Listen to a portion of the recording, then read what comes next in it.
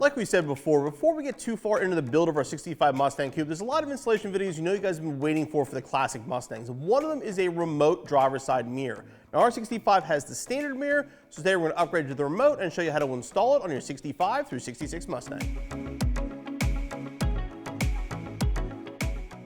These mirrors from CJ Classics will fit your 1964 through 1966 Mustang Coupe, convertible, or fastback. Now, only the driver's side is going to be remote, so they are sold separately. The passenger side just looks the part, but it's still going to be a manual mirror. This is going to include the mirror itself, gasket screws, and then the controller, and then again, a matching passenger side is available separately.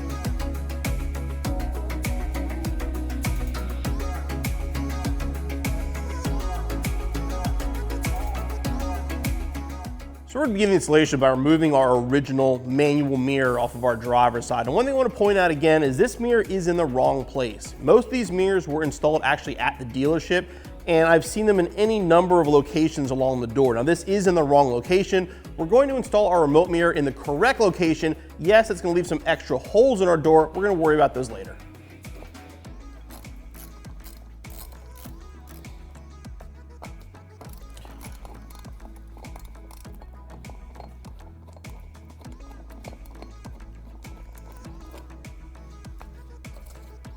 We're going to put a piece of tape in the neighborhood of where we know the mirror is going to mount.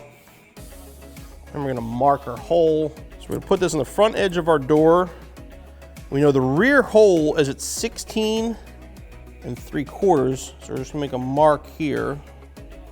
All right, so with the template here that you can download online,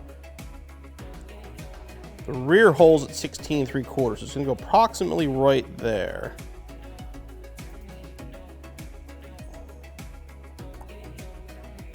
Mark those holes. Now we're going to grab the mirror and basically put it in that location. Make sure clears this. Should be pretty close to it, but you don't want to touch. Okay, we know that's a good location for it. Now we can drill our holes. Now these two rear holes here will be 5/32. These are going to be for the screws. The front one here is going to be 7/16. That's where the cables will pass through the door.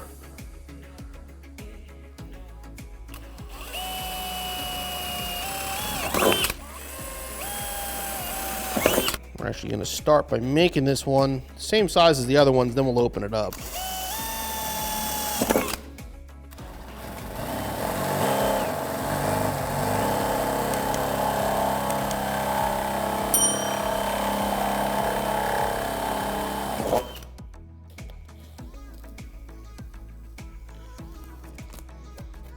I'm sure as you've seen, our paint job is very poor on this car, so we're definitely not worried about it. Make sure your holes are nice and clean now. So now we're going to take our door panel off. The remote is going to mount basically right down here. So we have to pull off the door panel so we can get the cable through and then drill a hole in the panel for the actual controller to go through it. Start by removing our armrest.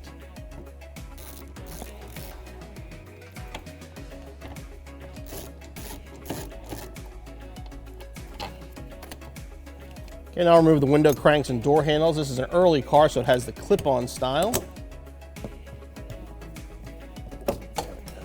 Now, it's been a while for me too, but if you've never worked with the clip-on style door handles and window cranks, you basically go from the crank side here. You'll need a tool like this. This actually fits in those little teeth.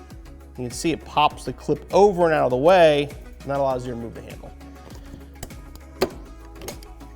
We're starting removing our door panel at the front edge here. Will make it a lot easier. Let's just line up with the clips, kind of twist.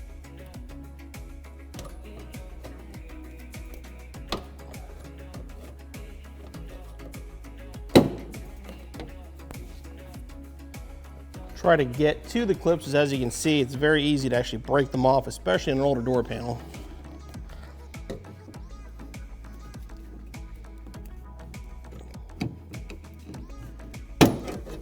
If you are thinking of replacing your door panels, this is the perfect time to do it. With the door panel off, you want to make sure your window is now in the up position. There'll be a hole right here. Now, our car did not have a hole. This is honestly the first one I've seen that did not have it. If you don't have a hole, you do have to drill this out to 1 3/8. We just drilled that out quickly because again, ours didn't have it. Most cars are gonna have a hole here though, because again, they were designed to have this from the factory. This is where the controls will come out. Now we can fish them through the top and down to that hole. So in order to fish this through, we have to disconnect these cables from the controllers. They go in a specific location, so you want to mark them. I recommend doing, put one line here, matched up to one on here.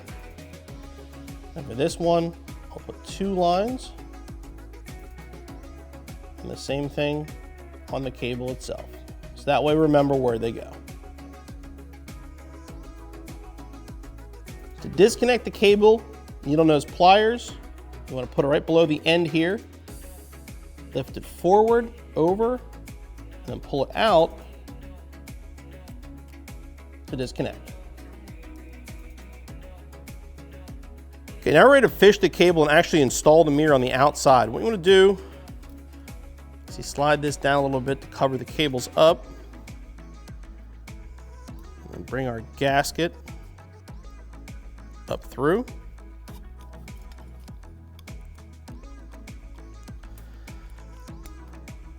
Then the back hole here, you got to flick the mirror back to get a screwdriver through there. First fish this down to the door panel.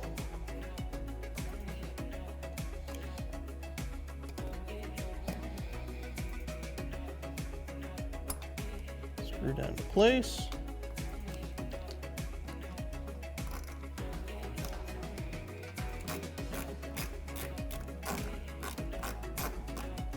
Get it started, because again, the other one's a little bit more tricky to get to.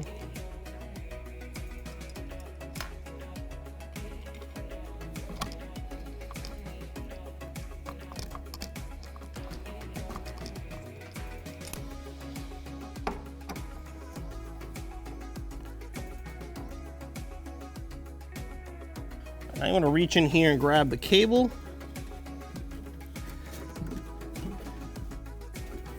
Fish it over to the opening.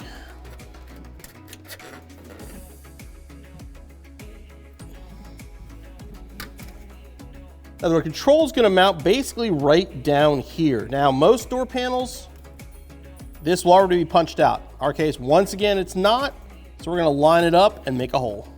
All right, with the hole punched out of our door panel, you're going to want to feed the cables through the hole. And then reinstall the door panel. Okay, now I want to reconnect control cables. Now the control is going to be kind of like a triangle. Make sure the point of the triangle is up and flat's on the bottom. Double check that it works like it's supposed to. And then we can mount the controller to our door panel.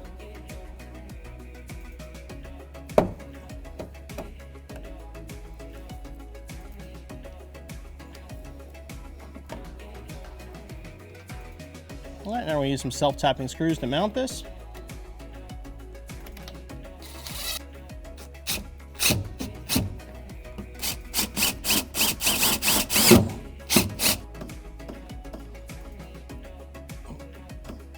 To reinstall our handles, grab the clip, basically push it into place.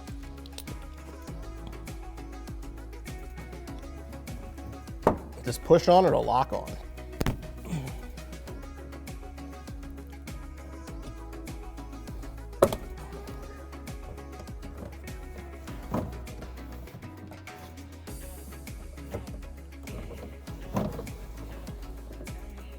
And the last step, reinstall the armrest. And your installation's finished.